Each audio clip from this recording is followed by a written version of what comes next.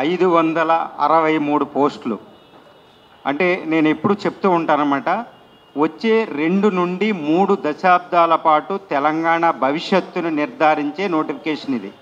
తెలంగాణ ఏర్పడి 2014లో ఏర్పడిన తర్వాత, అసలు ఆంధ్రప్రదేశ్ 1956లో ఏర్పడిన తర్వాత అతిపెద్ద నోటిఫికేషన్ ఇప్పుడు అశోక్ సార్ అన్నట్టు. ఎందుకంటే హిస్టరీ సార్ కాబట్టి ఆయనకు బాగా తెలుస్తుంది ఇది. ఇప్పుడు అతిపెద్ద నోటిఫికేషన్ 563 పోస్టులని ఎవరికి ఇచ్చారు? ఇప్పుడు అకార్డింగ్ టు ద కాన్స్టిట్యూషన్లో ఏ ప్రొవిజన్ చూసినా, సహజ చట్టాలు న్యాచురల్ జస్టిస్ ప్రకారం చూసినా ఇప్పుడు ఇచ్చిన అపాయింట్మెంట్లు అనేవి అబ్జల్యూట్లీ రాంగ్ అండి. Absolutely wrong. అవి అపాయింట్మెంట్లు ఇవ్వడం తప్పు. అసలు అపాయింట్మెంట్లు ఎందుకు ఇచ్చారు అంటే నేను ఒకటే చెప్తున్నా, ఇప్పుడు విద్యార్థుల్లో వేల మంది ఏంటంటే నిరుత్సాహంగా ఉన్నారు.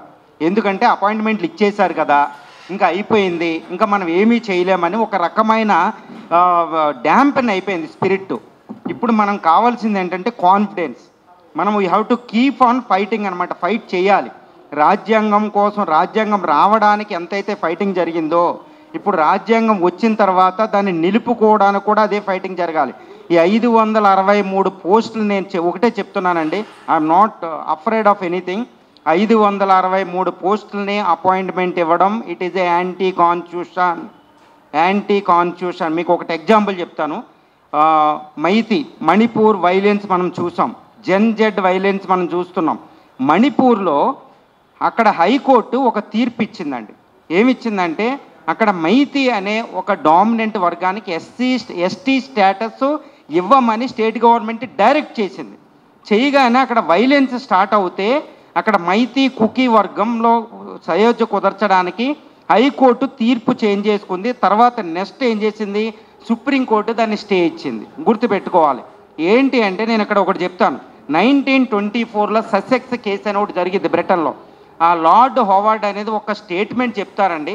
ఆ స్టేట్మెంట్ అందరికీ ప్రపంచవ్యాప్తంగా ఉంటుంది, మన న్యాయ వ్యవస్థ కూడా అది వర్తిస్తుంది. అదేంటంటే not only to do the justice, it must be seen to be the done. అంటే జస్టిస్ చేయడమే కాదు, న్యాయం చేయడమే కాదు, న్యాయం చేసినట్టు కనపడాలి.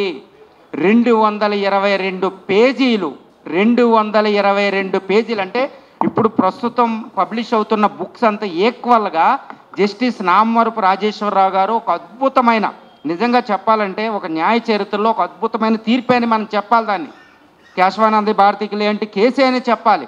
ఆయన ఓపిక మెచ్చుకోవాలి విద్యార్థులందరూ. నేను ఒకటే చెప్తున్నా ఫస్ట్ నుంచి, న్యాయ వ్యవస్థ నమ్మాలి, న్యాయ వ్యవస్థ నమ్మాలి. అప్పుడు ఎవరు లేరు, నేను చెప్తూ ఉన్నా, విద్యార్థులు నమ్మారు. ఫస్ట్ టైం రోడ్ల మీదకి రాకుండా న్యాయ వ్యవస్థ నమ్మితే దాన్ని గౌరవించి నామవరపు రాజేశ్వరరావు గారు ఓపికగా విని 3 నెలల పాటు విని 222 పేజీల తీర్పిస్తే తెలంగాణలో విద్యార్థులు, హండ్రెడ్స్ ఆఫ్ థౌజండ్స్ ఆఫ్ విద్యార్థులు అది గొప్ప తీర్పుగా పరిగణించారండి. కాబట్టి జస్టిస్ నామవరపు రాజేశ్వరరావు గారికి మనం ఈరోజు థ్యాంక్స్ చెప్పవలసింది, ఆ విషయంలో తిరుగులేదు. అది ఇలాంటి 222 పేజీల రిపోర్ట్ ఇచ్చిన ఫస్ట్ సింగిల్ బెంచ్ ఇచ్చింది. డివిజన్ బెంచ్లో ఇచ్చిన తీర్పుని తెలంగాణలో ఎవ్వరూ నమ్మడం లేదు. కాబట్టి ససెక్స్ కేసులో వచ్చిన జస్టిస్ చేయడమే కాదు, జస్టిస్ చేసినట్టు కనపడాలనేది లేదు. కాబట్టి వీఆర్ రిక్వెస్టింగ్. ఇప్పుడు ఏమిటంటే మన దగ్గర ఉన్నది ఏంటంటే న్యాయ వ్యవస్థ ఒకటే. ఈ రాజ్యాంగ వ్యవస్థలో వైలెన్స్కి స్థానం లేదు, ఏమీ లేదండి.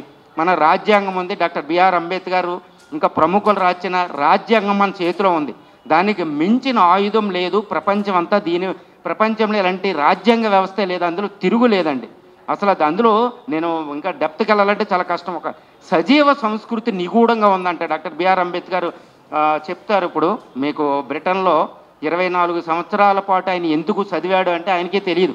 మీకు ఒకటి చెప్తానమాట, ఆయన భార్య ఇక్కడ కుండలు తోముకుంటూ ఉంటుంది మహారాష్ట్రలో. ఆయనేమో ఎక్కడ వరల్డ్ ఫేమస్ ఆ యూనివర్సిటీలో చదువుతూ ఉంటాడు. పిల్లలు ఇక్కడ ఒక బాబు గంగాధర్ అనే ఒక బాలుడు చనిపోతాడు డాక్టర్ బిఆర్ అంబేద్కర్కి. ఎవరు ఊరుకోరు అనమాట. ఏంటి ఇక్కడ నేను పిల్లోళ్ళు చనిపోతుంటే తెగుళ్ళతో ఉంటే నువ్వు అక్కడ చదువుకోవడం ఏంటనే వాళ్ళ భార్య అందో. ఆయన ఎందుకు చదువుతాడు కూడా ఆయన తెలియదు. ఇదిగో ఈరోజు మనం ఎంజాయ్ చేసే రాజ్యాంగం అనమాట. ఈ రాజ్యాంగం మనం రక్షించాలి. నేను ఇప్పుడు ఏంటంటే ఈ వేదిక సాక్షిగా ఇప్పుడు మనకు జరిగిపోయే సొల్యూషన్ కావాలన్నమాట. I'm appealing to the conscience of the those who are sitting on the judge అనమాట. డివిజన్ బెంచ్లో కూర్చునే జడ్జిల్ని వాళ్ళ ఆత్మనికి నేను ప్రాధేయపడ అడుగుతున్నా. 222 పేజీల నామవరపు రాజేశ్వరరావు గారు జస్టిస్ ఆయన ఇచ్చిన తీర్పుని ప్రకారం, రాజ్యాంగం ప్రకారం తెలంగాణలో విద్యార్థులు వాళ్ళ నమ్మకాన్ని, రాజ్యాంగం యందు ఉన్న వాళ్ళ నమ్మకాన్ని ప్రోధి చేసే విధంగా ఆ ఆర్గ్యుమెంట్లు జరిగి గొప్ప జడ్జిమెంట్ వస్తుందని, అలాంటిది రావాలని నేను కోరుకుంటున్నా. ఇప్పుడు మన హ్యాండ్స్, మన అంతా జడ్జిల చేతిలో ఉంది. వాళ్ళు దే ఆర్ నాట్ లార్డ్స్. నేను మళ్ళా చెప్తున్నానండి, జడ్జెస్ ఆర్ నాట్ లార్డ్స్. వాళ్ళు దే ఆర్ నాట్ గాడ్స్ అండి. ఎందుకంటే they have to protect the constitution of India, they have to work under the constitution of India. ఈ విషయాన్ని నేను రిపీటెడ్గా చెప్తున్నా మీడియాలో కూడా. ఎందుకంటే we are all here to protect the constitution. అంతే, మనమే తయారు చేసుకున్నాం కదా రాజ్యాంగాన్ని. అందులో include justice, include political parties. ఎవరు ఏ పొలిటికల్ పార్టీ ఎవడో దే ఆర్ నాట్ లార్డ్స్. ఈరోజు ప్రజలు త్రోన్ అవుట్ చేస్తే పక్క పోవాలి, పోస్టులో ఉండరు ఇక్కడ. మళ్ళీ వాళ్ళు ఇస్తే పదవుల్లో ఉండాలి. ద గ్రేట్ ఇందిరయ్య బయటికి వెళ్ళిపోయింది, గుర్తుపెట్టుకోవాలి మనం. రాజ్యాంగ సంస్థలు ప్రక్షాళన, రాజ్యాంగ సంస్థలు బలంగా ఉండాలి. మీకు ఒకటే చెప్తున్నా, రాజ్యాంగ వ్యవస్థ అనేది ప్రజలు తమకు తయారు చేసుకున్న అనేది ఊరికే రాలేదు.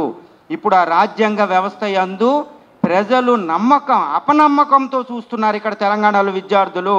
ఎందుకంటే 563 సార్ చెప్పినట్టు 563 పోస్టులు ఎవరండి? 2-3 దశాబ్దాల పాటు తెలంగాణ భవిష్యత్తుని నిర్ధారిస్తారు. ఇక్కడ పొలిటికల్ పార్టీస్ కాదు నిర్ధారించేది. ఫైనల్గా అక్కడ ఐఏఎస్ ఐపీఎస్లు, వాళ్ళు కన్ఫర్డ్ ఐఏఎస్ ఐపీఎస్లు వస్తున్నాయి, వాళ్ళు నిర్ధారిస్తారు. ఇప్పుడు ఏం చేయాలి? ఒక సీఎం ఉంటే ఆయన కింద ఎంతోమంది సెక్రటరీస్ అంతా ఐఏఎస్లు ఉంటారు.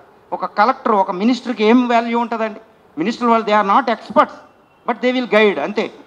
బట్ ఇప్పుడు ఎగ్జిక్యూటివ్ అంతా ఇప్పుడు పీపుల్ నమ్మతంలో 563లో కేవలం 60 నుంచి 70 మందిని మినహాయిస్తే మిగిలిన దే ఆర్ నాట్ ఎలిజిబుల్ అండి. ఇప్పుడు వాళ్ళని ప్రజలు నమ్మడంలే. మరి గవర్నమెంట్ ఏం చేస్తుంది? ఇప్పుడు ఇదే గవర్నమెంట్, ఇప్పుడు పదవిలో ఉన్నవాళ్ళు 1 సంవత్సరం క్రితం వేరుగా మాట్లాడారు, ఇప్పుడు పదవిలో ఉండి ఎవరికీ సమాధానం చెప్పడం లేదు. ఇంకోటి ఏంటంటే, తెలంగాణ పబ్లిక్ సర్వీస్ కమిషన్లో ఉన్న వాళ్ళు మనం క్వశ్చన్ చేయాలి. ఎందుకంటే అది రాజ్యాంగబద్ధ సంస్థ. అశోక్ సార్ మీద ఎన్నో కేసులు పెట్టినాయి. తర్వాత ఎంతోమందికి నోటీసులు ఇచ్చారు బుర్రా వెంకటేశం గారు. ఇప్పుడు నేను ఒక లెటర్ రాస్తే దానికి ఒక జవాబు ఇచ్చి వెంటనే వెబ్సైట్ నుంచి రిమూవ్ చేశారు ఆయన. నేను ఆయన్నే క్వశ్చన్ చేస్తున్నా, ఒక రాజ్యాంగబద్ధ సంస్థని నడిపే అంత క్వాలిఫికేషన్స్ మీకు ఉన్నాయా? ఎందుకంటే అదే తెలంగాణ పబ్లిక్ సర్వీస్ కమిషన్కి ఇప్పుడు అశోక్ నగర్ ఎంత దూరం ఉంటుందండి? ప్రజలకి సమాధానం చెప్పడానికి మీరు రారా? ప్రజలతో సమాధానం చెప్పడానికి మీరు లేరా? వాళ్ళకున్న డౌట్లను క్లారిఫై చేయడానికి మీరు లేరా? అసలు మీ నోటిఫికేషన్, అసలు మీరు పేపర్లు దుద్దారని మాకు నమ్మకం ఏంటి? మీరు జడ్జిలకే పేపర్లు ఇవ్వలేదు. మీరు జడ్జి అడిగితేనే పేపర్లు ఇవ్వలేదు నామవరపు రాజేశ్వరరావు గారికి.